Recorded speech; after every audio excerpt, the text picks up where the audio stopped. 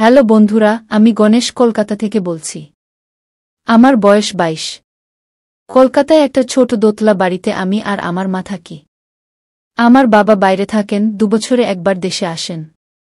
আমাদের বাড়িতে আমি আর মা ছাড়া আর একটি মাত্র প্রাণী, আর তা হল কাজের মাসি রঞ্জনা। এবার আমি ৬ মাস আগে ঘটে যাওয়া একটি ঘটনা তোমাদের বলবো, যেটা আমাকে আমার মার প্রতি যে ধারণা ছিল তা পরিবর্তনে বাধ্য করেছে। ট্রেন নিয়ে অভিজ্ঞতা হওয়ার পর থেকেই বাঙালি মোটা মহিলাদের প্রতি, বিশেষ করে বড়দের প্রতি আমি বেশ দুর্বল। আমাদের কাজের মাসি রঞ্জনার বয়স ৩৫, ২ ছেলের মা। বুঝতেই পারছ, বেশ বড়, যেমনটি আমার পছন্দ। ওদিকে আমার মা শেতালি রানী এক ধাপ এগিয়ে। বয়স ৪০, ৫ ফুট ৭ ইঞ্চি লম্বা, বিশাল, এক কথায় প্রায় একটা হস্তিনী। কিন্তু নিজের মা বলেই হয়তো অন্য দৃষ্টিতে দেখিনি। এবার আসা যাক মূল গল্পে। তখন গরমের সময়। আমার গরমের ছুটি চলছে। আমাদের বাড়ির পেছনে একটা স্নান ঘর আছে। তার পাশেই একটা লেবু গাছের ঝোপ। একদিন মা আমাকে টেবিলে খাবার দিয়ে বলল, আমি যেন খেয়ে নেই। মা পাশের বাড়ির অসুস্থ কাকিমাকে দেখতে যাচ্ছে। আমি ভাতের সাথে লেবু বেশ পছন্দ করি। তাই লেবু খুঁজছিলাম। ফ্রিজে না পেয়ে ভাবলাম গাছ থেকে নিয়ে আসি। আমি পেছনের লেবু গাছের কাছে যেতেই স্নান ঘরে গুনগুন আওয়াজ পেলাম। বুঝলাম রঞ্জনা মাসি ছাড়া আর কেউ নাই। মানে মাসি এখন স্নান করবে। ওদিকে মাও নেই। আমি আর দেরি না করে পা টিপে টিপে স্নান ঘরে টিনের কাছে গেলাম। একটা ফুটোতে চোখ রাখলাম। কল্পনাতীত এক দৃশ্য আমার চোখের সামনে ভেসে উঠল। আমি কুনকুন করে ঘামছি আর আমার ছোট্ট বাবুর জাগরণ টের পাচ্ছি। আমার নিজ চোখে এ ঘটনা দেখার পরও আমার বিশ্বাস হচ্ছে না যে আমি এ দৃশ্য দেখছি। এবার মাসি বিটবিট করে বলে উঠল, ভগবানের লীলা বোঝা দেয়। আমরা গরিব বলে মানুষের বাড়ি বাড়ি কাজ করি আর বাড়ির কর্তাদের সেবা দিয়ে কিছু উপরি পয়সা কামাই। কোথায় আমাদের মতো বড় বড় মাইনে দেবে? আমার কাছে সেবা নিতে এসে আমাকে বলে কিনা, জানিস রঞ্জনা, শেতালিকে দেখলে ইচ্ছে হয়, দি একবার। এভাবে কথা বলতে বলতে কাজ করছিল। বুঝলাম মাসি খুবই ক্ষুধার্ত আর পাড়ার কোনো কাকা মাকে নিয়ে এসব বলাতে মাসি হিংসায় মরছে। মাসি তখনও আপন মনে কাজ করতে লাগল। অমনি আমি মার ডাক শুনতে পেলাম। আমি তড়িগড়ি করে ঘরে গেলাম। আমি ঘেমে নিয়ে একাকার হয়ে গেছি। মা আমাকে দেখে বলল, না খেয়ে কোথায় গিয়েছিলি? এই তো লেবু আনতে, কাপা কাপা গলায় বললাম। মা মুচকি হেসে বলল, লেবু ডাসানা কচি? মানে? কখন তোকে খাবার দিলাম আর লেবু নিয়ে ফিরলি এইমাত্র বুঝি? মা মুখ টিপে হাসছে। ব্যাপারটা কি? কই লেবু এনেছিস? না কেন? ভালো লেবু পাসনি নাকি? লেবুগুলো এখনো ছোট, বড় হয়নি? হ্যাঁ মা, তুমি ঠিকই বলেছ। এখনো বড় হয়নি। তাহলে বাবা, কষ্ট করে এবেলা খেয়ে নে। রাতে মা তোর জন্য ডাসা টস্টসে রসালো ডপকা লেবুর ব্যবস্থা করব। মার মুখ টিপে হাসি তখনও চলছে। আমি স্পষ্ট বোধ করছিলাম কারণ আমার নিজের অবস্থা খারাপ। তবে স্বস্তি বোধ করছিলাম এ কারণে যে মা টের পায়নি যে আমি রঞ্জনা মাসির স্নান দেখছিলাম। আসলেই কি টের পায়নি নাকি? রাতের খাবার পর দোতলার একদম কোণার ঘরে অর্থাৎ মার ঘরে গেলাম। মা শুয়ে টিভিতে সিরিয়াল দেখছিল। আমাকে দেখে মা একটু জায়গা করে দিল। আমি মার পাশে বসলাম। গরম ছিল বলে আমি শুধু একটা বারমুডা ও গেঞ্জি পরেছিলাম। মা আমাকে কাছে টেনে মাথায় হাত বুলাতে বুলাতে বলল, তোকে তো বিয়ে দিতে হবে রে। মা, কি যে বলো না তুমি। ঠিক বলছি। যেভাবে পরের গাছের লেবুর দিকে চোখ লাগাচ্ছিস, বলা তো যায় না কখন কি করে ফেলিস। আমি একটু ঘাবড়ে গেলাম। মা মুচকি মুচকি হাসছে। আচমকা মা বলল, হ্যারে খোকা, রঞ্জনার লেবু কেমন রে? মা, তুমি এসব কি বলছ? কি বলছি না বলি? দুপুরে লেবু আনতে গিয়েছিলি না রঞ্জনার দেখতে গিয়েছিলি? আমি বুঝলাম যে ধরা পড়ে গেছি। ভয়ে আমার বুক শুকিয়ে কাঠ হয়ে গেল। আমার মা খুবই বদমেজাজি। মা আবার বলতে লাগল, ওসব নিচু জাতের মহিলাদের দেখতে গিয়ে যদি ধরা পড়তিস তো কি হতো তুই বুঝিস? এ ঘটনা ধামাচাপা দেওয়ার জন্য মহিলাটাকে তখন তেল মারতে হতো। আমার ভুল হয়েছে মা।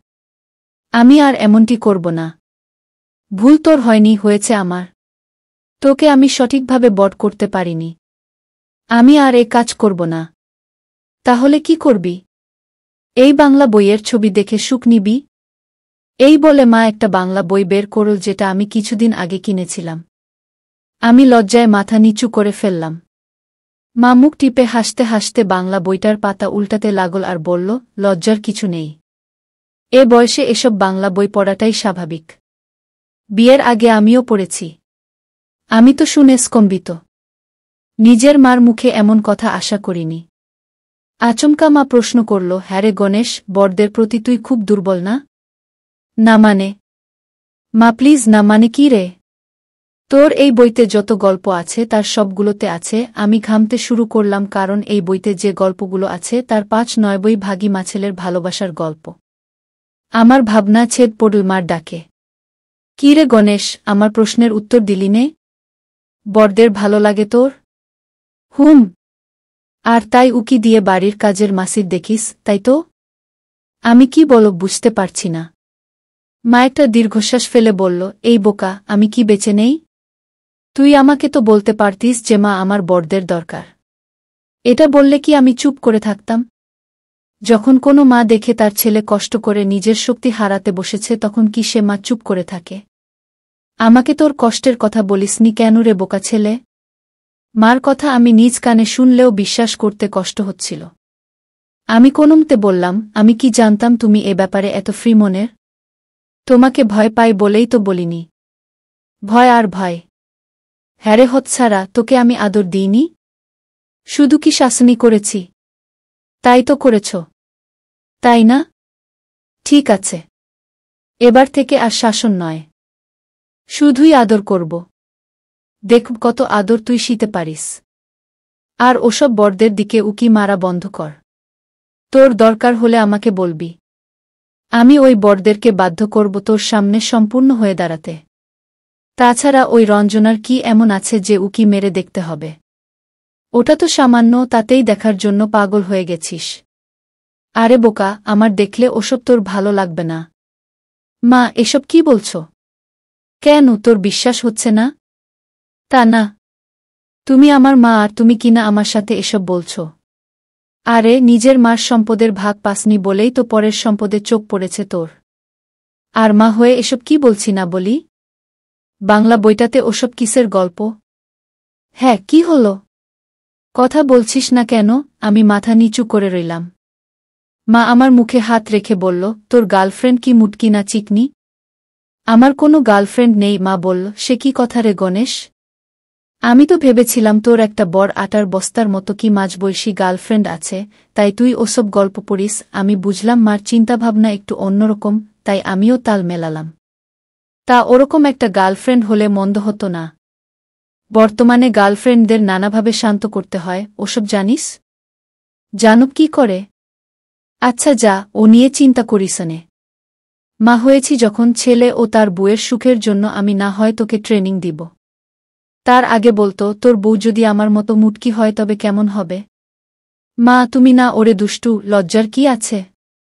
তুই আমাকে তোর ফ্রেন্ড মনে করে বলতে পারিস। দেখ, আমার যা আছে তোরও তো এগুলোই ভালো লাগে। কি রে, আমার মতো হলে চলবে? মা যাও। ইস, আবার লজ্জা পাই। যা, বাড়ির মূল ফটক আর নিচতলার সিডি ঘরের গেট লাগিয়ে ঘরে আয়। আমি একটু হিসি দিয়ে আসি। হিসির চাপে তলপেটটা ব্যথা করছে। যা যা বললাম করগে। বাংলা বইয়ের গল্পগুলো মনে পড়ছে, আর ছেলের জায়গায় আমার আর মার জায়গায় মার ছবি ভেসে উঠছে। কি যে হবে আজ, ভগবানই জানে। এ কি, আমার নিজের অবস্থা খারাপ হয়ে গেছে কেন? আমার মন আমাকে বলল, কারণ একটাই, তুই তোর মায়ের সেবা করতে চাস, তবে তাই হোক।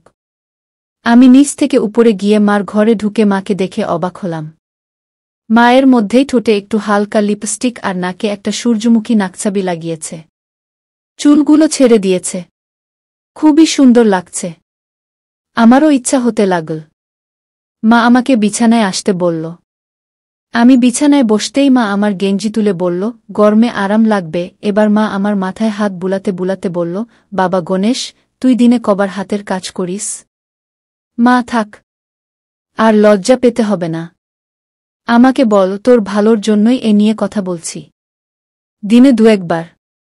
মাঝে মাঝে 3বার মা চোখ বড় করে বলল, বলিস কি? 3বারও করিস? কি রে গণেশ, এই বাংলা বই পড়েই কি 3বার হয় নাকি? মা তুমি না, আরে এগুলো স্বাভাবিক। এই বয়সে এসব আমরাও দেখেছি। কিন্তু তুই যা করছিস সেটা তোর ভবিষ্যতের জন্য হুমকি স্বরূপ। কোন কাজটা মা? কোনটা আবার? হাতের কাজ। তাহলে আমি কি করব? এটা থেকে বিরত থাকবি। কিন্তু আমার পক্ষে তা অসম্ভব। কেন শুনি? আমি অবিবাহিত আর আমার কোনো গার্লফ্রেন্ডও নেই। তা থাকলে কি করতিস? ওফ মা, গার্লফ্রেন্ড নেই তো কি? আমি তো আছি। মা হয়ে যদি ছেলের সমস্যা দূর করতে না পারি তবে আমি কেমন মা? তোর এই প্রবলেমটা আমি দূর করে দিব। তুই শুধু আমার কথামতো চলবি। ঠিক আছে। ঠিক আছে। আচ্ছা গণেশ, একটা কথা বলতো। এখানে তো কোনো রঞ্জনা নেই, তুই কোনো ভিডিও দেখছিস না, কোনো বাংলা গল্প পড়ছিস না, তাও তোর বর হলো কেন রে? বলেই মা মুচকি হাসতে লাগল। আমি মাথা নিচু করে রাখলাম। মা হেসে বলল, কি রে, আমাকে দেখে এই অবস্থা হয়েছে না? এটা বলেই মা হাসতে লাগল। আচমকা মা আমাকে বলল, দেখি তোর কি অবস্থা। হাতের কাজ করে কি অবস্থা করেছিস আমি বুঝতে পারলাম মা একটু ওই রকম হয়ে গেছে। আর আমিও মাকে ওই দৃষ্টিতে দেখা শুরু করেছি। তাই আমি আর ঘোর প্যাচে না গিয়ে বারমুডা খুলে বিছানায় এসে আতশোয়া হলাম। আমি মাকে বললাম, মা একটা কথা বলি। কিছু মনে করবে না তো? না রে বোকা, বল। আচ্ছা মা, তোমার আর রঞ্জনা মাসির মধ্যে কার বর? এটা কোনো প্রশ্ন হল? দেখেই তো বোঝা যায় আমার বর। কোথায়? রঞ্জনার মাত্র 35, আর কোথায় আমার 40। আমি তো তোমারগুলো দেখিনি, বুঝব কি করে? কি রে, দেখবি নাকি? আমি কোনমতে বললাম। মা বিছানা থেকে উঠতে উঠতে বলল, বোকা ছেলে, আমাকে দেখবি তাতেও লজ্জা? মা আমার দিকে ফিরে বিছানায় এসে বসো। মাকে দেখে আমার গা কাঁপতে লাগল। আমি মার অপলক দৃষ্টিতে তাকিয়ে আছি। কি রে গণেশ, কি দেখছিস? মা, তোমার এত বড় আগে বুঝিনি। বুঝলে কি করতিস? আমার সেবা যত্ন করতিস। হঠাৎ মা গলার স্বর পাল্টে বলল, গণেশ, আমাকে কষ্ট দিচ্ছিস কেন রে? কি রে, তোর কি আমাকে সেবা করতে ইচ্ছে করে না? মা, তুমি কি বলছো এসব? কেন রে? ক্ষতি কি? তোর বাবা বাড়ি নেই, এদিকে তোরও গার্লফ্রেন্ড নেই, বিধায় তুই সময় অপচয় করছিস। তুই যদি আমার সেবা করিস, আমি সুস্থ হব আর তোরও সময় পার হবে। তোর আর সময় কাটানোর জন্য বাইরে তাকাতে হবে না। আমার সেবা যত্ন করতে পারবি? কি রে, মা সেবা করবি? কিন্তু তুমি আমার মা, তাতে কি রে বোকা ছেলে? এখন তো কত মাই ছেলের সেবা নেয়। আর বাংলা গল্পে পড়িসনি কি হয়? কিন্তু মা, আমি তো কখনো কাউকে সেবা দিইনি। এই তো। আরে বোকা, তাতে কি? আমি তো বলছি। আমি তোকে শেখাবো। আর তাছাড়া ইউটিউবে যা দেখেছিস তা থেকে শিক্ষা নে। তবেই তো সমস্যা দূর হবে। মা, তোমার খারাপ লাগবে না? আর লোকে জানলে কি হবে? লোকজন জানবে কিভাবে? আমার ঘরে সেবা করবি, কেউ টের পাবে না। আর খারাপ লাগবে কেন? শোন, তোকে দিয়ে সেবা করাটা সামাজিকভাবে অন্যায়। আর যত অন্যায় উপায়ে সেবা, ততই আরাম পাব। তাই তোকে দিয়ে সেবা নিয়ে আমার বেশ লাগবে। মা, তুমি না একটা কি রে, থামলি কেন? বল। বলেই ফেলো না যে আমি একটা ভালো মা। শোনো, মার সেবা করতে এসে লজ্জা পেতে নেই। যত ভালোভাবে সেবা করতে পারিস ততই আরাম পাব। তোর যদি ইচ্ছে হয় আমাকে যা খুশি বলতে পারিস। শুনতে আমার ভালোই লাগবে। মা, একটা কথা জিজ্ঞেস করি?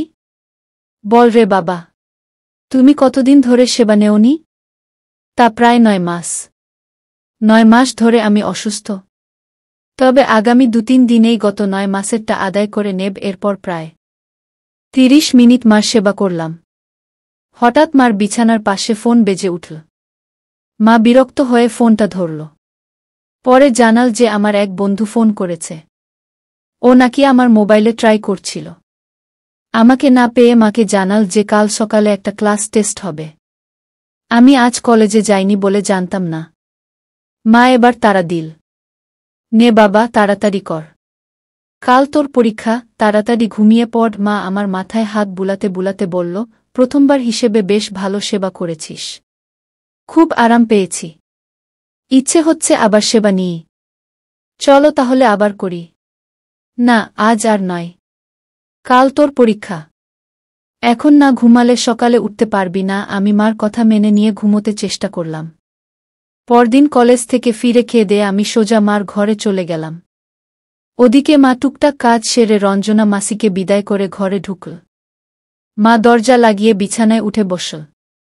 মা আজ একটা কালো সিল্কের ম্যাক্সি পরেছে। নাকে ফুলের পাশাপাশি একটা রিংও পরেছে। এতে মাকে আরও ভালো লাগছে। আমি একটা টাওয়েল পেঁচিয়ে শুয়েছিলাম। মা আমার মাথায় হাত বুলাতে বুলাতে কলেজের খোঁজখবর নিল। আমি মাকে বললাম, আচ্ছা মা, তোমাকে একটা কথা জিজ্ঞেস করি? তোকে আজ একটা কথা বলছি, শুনে রাখ। এখন থেকে তোর যা খুশি আমাকে বলতে পারিস। তার জন্য অনুমতির প্রয়োজন নেই। মনে থাকবে? হ্যাঁ গো মা, মনে থাকবে। তাহলে বলি। আমি বললাম, আচ্ছা মা, তুমি আমাকে আর বাবাকে ছাড়া আরও অনেককে দিয়েছ, তাই না? তোর কাছে লুকিয়ে তো লাভ নেই, তাই সত্যিই বলছি। হ্যাঁ রে গণেশ, আমি আরও অনেককে খেতে দিয়েছি। সে আমি আগেই বুঝতে পেরেছি। কিভাবে শুনি? খুব সহজ। যে তার নিজের ছেলেকে খেতে পারে সে বাইরের লোকদেরকেও খেতে দিতে পারে। তা কাকে কাকে খেতে দিয়েছ? তোর দাদু, তোর মাস্টার, পুজোতে একবার 3টে ছোকরাকে খেতে দিয়েছিলাম। আর আমার এক বান্ধবী আছে, ওর বরের একটা বাগানবাড়ি আছে। ওখানে প্রায়ই ওর সাথে গিয়ে ওর বন্ধুকে খাবার দিলাম। বল কি? তুমি তো অনেক অভিজ্ঞ। তা কার খাবার বেশি ভালো লাগত? তা তোর দাদুর কথা আলাদা করে বলতেই হয়। বাবা খেতেও পারতেন বটে। তবে একটা জিনিস কি জানিস? কাল তোর দেওয়া দেখে মনে হলো তোর দাদুই বুঝি আমাকে দিচ্ছে। তাই নাকি? হ্যাঁ রে বাবা, তাই। এমনকি এখন যে তুই আমার সেবা করে গল্প করছিস, তোর দাদুও তাই করত। দিনেরাতে মার সেবা করতে লাগল। এভাবে আমাদের মাছেলের সংসার চলতে থাকল। এর কিছুদিন পর মা আমার কলেজের গরমের ছুটি পড়াতে মা বলল, গণেশ, তোর তো কলেজ বন্ধ। তাই তোকে বেড়াতে নিয়ে যাব। কোথায়? তা বলবো না। তোর জন্য সারপ্রাইজ আছে। আমরা কালই যাব। পরদিন সকালে আমরা রেডি হয়ে বসে রইলাম। মা কার সাথে যেন ফোনে কথা বলছে। আমরা যেখানে যাচ্ছি সেখানে কয়েকদিন থাকব, তাই বাড়তি কিছু কাপড় নিয়েছি। তখন প্রায় 9:30। এমন সময় একটা গাড়ি এসে আমাদের বাড়ির গেটে দাঁড়াল। মা ওনাকে দেখে দৌড়ে গিয়ে ধরল। 2 মুটকির জড়াজড়ি দেখে আমার নিচের জাগতে শুরু করল। এরপর মা আমাকে ডেকে বলল, গণেশ শোন, এ হচ্ছে তোর সুজাতা মাসি, আমার প্রাণের বন্ধু। ওর বর বাইরে থাকে। গত মাসে ও একটা নতুন বাংলো কিনেছে। আজ আমরা ওখানেই বেড়াতে যাব। আমি মাসির সাথে কুশল বিনিময় করে তাকে ভালো করে দেখতে লাগলাম। আমরা আর কিছু বাদেই রওনা হলাম। আমি সামনে বসলাম, মা আর সুজাতা মাসি পেছনে। আমরা বাংলোতে পৌঁছলাম প্রায় সন্ধ্যাবেলা। মাসি তার ড্রাইভারকে কিছু টাকা দিয়ে বাসে করে কলকাতা চলে যেতে বলল। বাংলোতে এখন আমরা 4 জন। আমি, মা, মাসি আর বছর বয়সী একটা কাজের মহিলা। ওই মহিলা দেখতে বেশ সুন্দর। আমি ভাবছিলাম, আজ মাকে সেবা দিতে পারব তো? অচেনা জায়গা, তার উপর বাইরের লোকজনও আছে। ওদিকে মাকে যতই দেখছি ততই আমার অবস্থা খারাপ হচ্ছে। মাসি তার কাজের মহিলার সাথে কথা বলতে লাগল। হ্যাঁ রে রাধা, বিশু কোথায়? ও পাশের গ্রামে একটা কাজে গেছে। রাতে চলে আসবে। শোন, আমরা ফ্রেশ হচ্ছি, তুই খাবার দে। আচ্ছা, এই বলে কাজের মহিলা চলে গেল। আর আমরা আমাদের ঘরে গেলাম। বাংলোতে ঢুকতেই বিরাট একটা ড্রয়িং রুম। ওটা পেরিয়ে বাঁ দিকের ঘরটাতে মা আর মাসি ঢুকল আর আমি ডান দিকের ঘরটাতে। এর পেছনে আরেকটা ঘর ও হলরুম। প্রতিটা ঘরেই অ্যাটাচ বাথরুম আছে। আমরা খেয়ে একটু বিশ্রাম নিলাম। রাত তখন 9টা। আমার ঘুম ভাঙল। আমি একটা ট্রাউজার পরে খালি গায়ে বাংলোর সামনে হাঁটছি। এমন সময় দেখি বাংলোর সাথে ছোট একটা রুমে কাজের মহিলা রাধা। জানালা খোলা দেখে মনে হচ্ছে কাপড় পাল্টাচ্ছে। আমি পা টিপে টিপে সামনে এগোলাম। কাছে যেতে যেতেই রাধা সম্পূর্ণ হয়ে পড়েছে। একটা সাদা ছোট পরে দাঁড়িয়ে। ট্রাঙ্ক থেকে একটা নীল কাপড় পরতে পরতে নিজে নিজে বলছে, দিদি, আজ আবার কোনো মহিলা নিয়ে এসেছে কে জানে। সেদিন এক মহিলা আনল আর ওর খেয়ে অবস্থা একেবারে নাজেহাল। আজ কি যে হবে? আজকের মহিলাটা যা দেখতে, ও তো গিলে ফেলবে। সাথে আবার একটা ইয়াং মর্দ এনেছে। ইস, আজ রাতটাই অন্যরকম। আমি শুনে তো হতবাক। তাহলে একই মাসেই বান্ধবী যার বন্ধুকে দিয়ে সেবা নিত। আমি এবার মাসিদের ঘরের দিকে যাব। ঠিক সেই সময় রাধা হাতে কি নিয়ে মাসিদের ঘরে ঢুকল। এমন সময় আমার মাথায় এল জানালা উকি দেওয়ার ব্যাপারটা। আমি ওপাশ দিয়ে মাসির জানালার পাশে গেলাম। জানালা খোলাই ছিল। 2 পর্দার ফাঁক দিয়ে ভেতরে উকি মারলাম।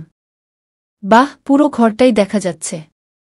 দেখলাম রাধা একটা বাটিতে কিছু আচার রেখে চলে গেল। মা মাসিকে বলল, এটা কিসের আচার রে? এটা বেদের আচার। মানে এটাতে একটা জিনিস মেশানো আছে যেটা খেলে অনেকক্ষণ ধরে রাখা যায়। তাই বল। আচ্ছা, সুনীলের খবর কি রে? কতদিন বাদে আজ ওর খাবার খাব? সুনীলের দেওয়া খাবি মানে? ও কি তোকে আমেরিকা থেকে দিবে নাকি? এর মানে কি? আরে সুনীল আজ 1.5 মাস হলো ওর বউ আর ছেলে নিয়ে আমেরিকা চলে গেছে। কি বলছিস? তাহলে তুই আমাকে এখানে নিয়ে এলি কেন? কার সেবা করব? সেটাই তো সারপ্রাইজ। আচ্ছা, সুনীলের বউ তো বাজা। তাহলে ওর ছেলে হলো কি করে? সেটা আরও বড় সারপ্রাইজ। ঢং করিস না তো। আমাকে খুলে বল তো। শোন, তোর জন্য 2টো সারপ্রাইজ আছে। কি সেটা? বলো না। বলছি বাবা, বলছি। তার আগে একটু সেরে কিছু জল খালাস করে আসি। হ্যাঁ রে, আমারও হিসি পেয়েছে। চল দুজন একসাথে হিসি দিয়ে আসি। তারপর তোর সারপ্রাইজ শোনা যাবে। মামাসি হিসি দিতে গেল আর আমি দাঁড়িয়ে অপেক্ষা করতে লাগলাম। 2 মুটকি ফিরে এসে আবার বিছানায় আতশোয়া হল। মা টিভি ছেড়ে সাউন্ড অফ করে দিল। আর মাসি শুরু করল সাডা জাগানো কথাবার্তা। মা বলল, হ্যাঁ রে, এবার বল প্রথম সারপ্রাইজটা কি? আমার এগুলো দেখেছিস? কতবার দেখলাম। কেন, কি হয়েছে? না মানে আজ দেখেছিস? তুই যখন স্নান করে বেরোলি তখন দেখেছি। কিছু টের পেয়েছিস? কি টের পাব? আরে তুই গতবার যখন এসেছিলি ওগুলোর ছিল 34 আর এখন ওগুলো 40। এতে অবাক হওয়ার কি আছে? আমার যে 40। কিন্তু তোরগুলো শুকনো আর আমারগুলো সাদা জলে টইটম্বুর মানে? হ্যাঁ রে, তাই। আমার সাদা জল ডেকেছে আজ 2 মাস হল। বলিস কি? কিন্তু কিভাবে? তাহলে শোন। গত বছর পুজোর সময় সুনীল ওর বুকে নিয়ে আমার বাড়ি এসেছিল। ওর বউ আর ও আমাকে খুব করে বলল যাতে আমি সুনীলের দ্বারা পোয়াতি হয়ে ওকে একটা সন্তান উপহার দিই। যদি তাই করি তাহলে ও আমাকে একটা বাংলো দেবে। আমিও রাজি হলাম। পেটটা বাঁধলাম। যখন আমার 5 মাস, তখন আমি সবাইকে নেপাল যাবার কথা বলে এই বাংলোতে গা ঢাকা দিলাম। এখানেই বাচ্চা পয়দা করে গাভীন বনে গেলাম। আর সুনীল সেই ছেলেটাকে নিয়ে আমেরিকা চলে যায়। যাবার আগে আমাকে এই বাংলোর অর্ধেকটা লিখে দিয়ে যায়। এসব তুই কি বলছিস? আমি পর্যন্ত জানলাম না। জানবি কি করে? আমার যখন 4 মাস চলছিল তখন তোর সাথে আমার শেষ দেখা হয়। এরপর আমার সাথে তোর আজই প্রথম দেখা হলো। আমি ভেবে রেখেছি এই সাদা জল খাইয়ে তোকে সারপ্রাইজ দেব। তাই তোকে আজ ডাকলাম। তাই বল। আচ্ছা, এই বাংলোর বাকি অর্ধেকটা কার নামে রে? শোনো, সুনীল আমাকে বলেছে যে ওকে আরেকটা সন্তান উপহার দেবে, তাকেই এই বাংলোর বাকিটা লিখে দেবে। আমি বলি কি শেতালি, তুই পোয়াতি হয়ে বাংলোর বাকিটুকু নিয়ে নে। তাহলে 2 বান্ধবী বাকি জীবন মস্তি করেই পার করে দেব। দাঁড়া দেখি। এবার বল দ্বিতীয় সারপ্রাইজটা কি? সুনীল নেই বলে তুই আফসোস করছিলি না? তবে শোন। আমার কাজের যিনি, তাকে দেখেছিস? ও আমার এখানে যখন আমি পোয়াতি তখন থেকেই আছে। একবার ওকে কিছু লোক একটা জঙ্গলে নিয়ে দিয়েছিল। পরে এক বিহারি ট্রাক ড্রাইভার ওকে জঙ্গলে খুঁজে পায়। ওকে দেখে বিহারি ওকে বিয়ে করে। তারপর আমার এখানে আসে। একদিন আমি বিহারিটাকে হিসি করতে দেখে থমকে যাই। তাল গাছের মতো হোতকা অবস্থায়, প্রায় 8 ইঞ্চি। আমার খুব ইচ্ছে হয়। তারপর আমি ওকে বসে এনে দিই। শেতালি, তুই বিশ্বাস করবি না, এমন সেবা জীবনে পাইনি। এরপর থেকে আমি, রাধা আর ওর বর মানে বিশু নিয়মিত সেবা করি। আজ তোকেও সেই স্বাদ নেওয়াও। ইস, বিহারীর কথা শুনে আমি যে থাকতে পারছি না। এবার তোর সারপ্রাইজটা কি শুনি? দাঁড়া বলছি। গণেশ, এই গণেশ বলে মা আমাকে ডাকতে লাগল। আমি দৌড়ে জানালার পাশ থেকে সরে মাসির ঘরে হাজির হলাম। মা আমাকে দেখে হেসে ঘরে ঢুকতে বলল। আমি গিয়ে বিছানায় উঠে বসলাম। মা এবার বলল, সুজাতা, ওকে তুই জানিস? কেন জানব না? ও তোর ছেলে। ছেলে তো বটেই।